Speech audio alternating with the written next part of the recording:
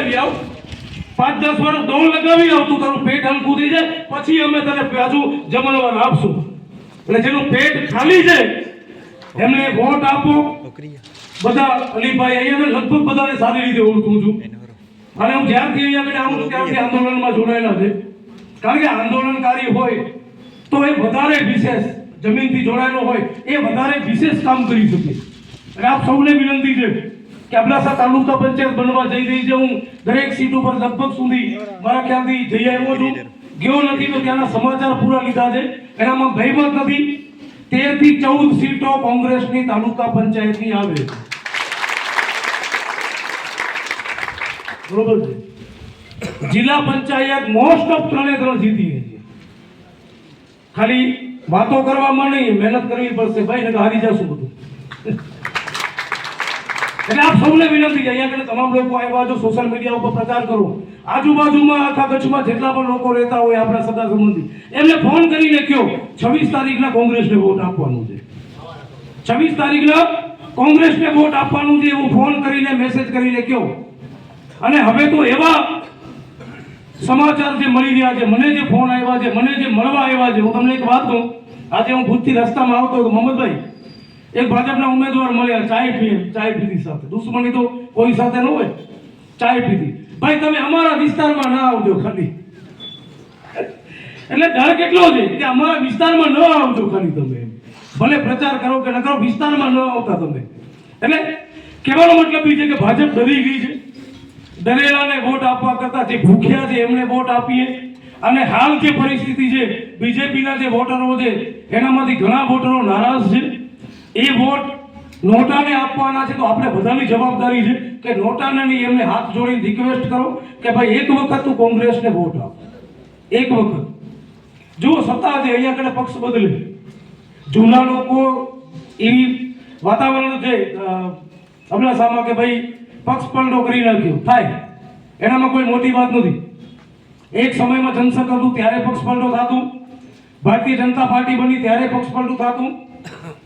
અમુક જગ્યાએ દબાણમાં, અમુક જગ્યાએ પૈસાની લાલચમાં એવું થતું રહે. એનામાં કોઈ મોટી વાત નથી. એને આપણે જોઈ અને હાલના જે મોજૂદા જે ઉમેદવારો છે તે સમયે હું નતો એટલે એમની જવાબદારી મેં નથી લીધી. પણ તમે કદાચ મને બધા ઓળખતા હો તો હું જવાબદારી લઉં છું.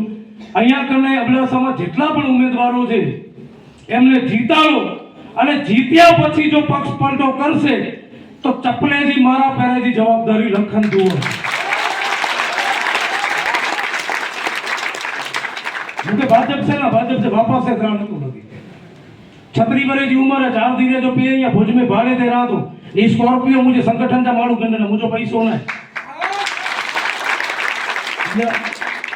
36 वर्ष में जरा भगत सिंह, चंद्रशेखर आजाद, राजगुरु, सुखदेव एनी करता વધારે જિંદગી જી ગઈ છે. એ લોકો માત્ર ને માત્ર 23 અને 24 વર્ષની ઉંમરના હતા. આ 4 વીર પુરુષો જેમને આપણે આદર્શ માનીએ છીએ અને આ સરકાર અંગ્રેજોના કહેવાથી ગદ્દાર માને છે. એમને આજની તારીખમાં ભગતસિંહને શહીદનો દરજ્જો નથી આપ્યો. શહીદનો દરજ્જો નથી આપ્યો. એવા વીર પુરુષોને આપણે મહાપુરુષોને આદર્શ માનીએ છીએ. એની 23-24 વર્ષની ઉંમર હતી, મારી 36 વર્ષની ઉંમર છે. એટલે હું માનું છું કે એમનાથી વધારે મેં જિંદગી જીવી લીધી છે. કદાચ મરી જઈએ કોઈ પણ કાંઈ ફરક નથી પડતો, પણ મોત એવી જોઈએ છીએ જે વીર અબડાજીને મળી. મોત એવી જોઈએ છીએ જે ભગતસિંહને મળી. મોત એવી જોઈએ છીએ જે અમારા ઓરસિયો મેઘવારને મળી. મોત એવી જોઈએ છે જેમનું નામ 1000 વર્ષ સુધી છે, ગદ્દારોમાં નહીં. હવે એમને સાબિત કરવું પડે છે કે વીર સાવરકર અમારો વીર હતો. નહીં, વીર તો અબડાજી હતો. વીર અબડાજી હતા. સાબિત કરવાની જરૂર ન પડે વીર કોણ છે ને કોણ નથી. તમને સાબિત કરવું પડે છે કે અમારા મહાપુરુષો વીર હતા. નહીં, તમારા મહાપુરુષો કોણ હતા એ અંગ્રેજોને ખબર છે. એટલે વીરોની ભૂમિમાંથી વીરોને રાજ તિલક કરો. 26 તારીખના એવી વિનંતી છે આપ સૌને. કોઈ પણ ધર્મ જાતિને ન જોતા, કારણ કે ધર્મ અને જાતિ પોતાની જગ્યા ઉપર છે. જ્યારે ઉમેદવાર અને જનપ્રતિનિધિ ચૂંટવાની વારી આવે ત્યારે ક્યાંક ને ક્યાંક આપણે જાતિ જોઈને આપતા હોઈએ, પણ અમુક સમય પછી એ જ એમ કહી દેતો હોય કે ભાઈ તું તમુકે વોટ નહીં ખાલી, અથવા ફોન પણ ન ઉપાડતો હોય. આ સત્ય ઘટના છે ભાઈ. આવું તમારામાંથી ઘણા બધા સાથે થયું પણ હશે.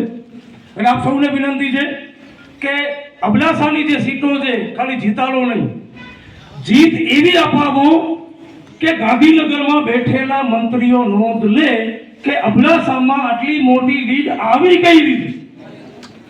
લોકસભાની ચૂંટણીમાં ભાજપને આમ છે હજી પણ, અબડાસામાં ભાજપને વોટ ઓછા મળ્યા છે લોકસભાની ચૂંટણીમાં. હવે કોંગ્રેસને એટલા મોટા વોટ મળવા જોઈએ કે ગાંધીનગરમાં બેઠેલા મંત્રીઓને એમ થાય કે ભાઈ આ કેવી રીતે થયું. જુઓ, કોઈના ડરથી કે કોઈની લાલચથી એક પણ ઉમેદવાર વેચાણો નહીં, એક પણ ઉમેદવારે પાછો ફોર્મને ખેંચ્યું, એનો મતલબ છે કે મરદના દીકરા છે. હવે આ મરદના દીકરાઓને જીતાડવાની જવાબદારી પણ આપણા બધાની છે. એટલે સોશિયલ મીડિયા ઉપર ફોન દ્વારા, મેસેજ દ્વારા આજથી જ હમણાંથી ચાલુ થઈ જાવ કે ભાઈ વોટ 26 તારીખના કોંગ્રેસને આપવાનું છે અને આપણે સૌએ ત્યાં કને તમામ લોકોને વિજય બનતા જોવાનું છે. અને હજી છેલ્લે એવા શબ્દો પાછા ફરીથી રિપીટ કરી દઉં કે કોઈએ પક્ષ પલટો કર્યો તો જોડેથી મારા આમ ફેરવી દઉં છે પહેલી, એમ કે એ મોદી કહે છે હું તે ભરોસો વે તહની કે જીતે જા નહીં લાગે મહેનત કે જા ભાઈ. ધન્યવાદ, આભાર. ખૂબ ખૂબ આભાર લખનભાઈ. તો આપણી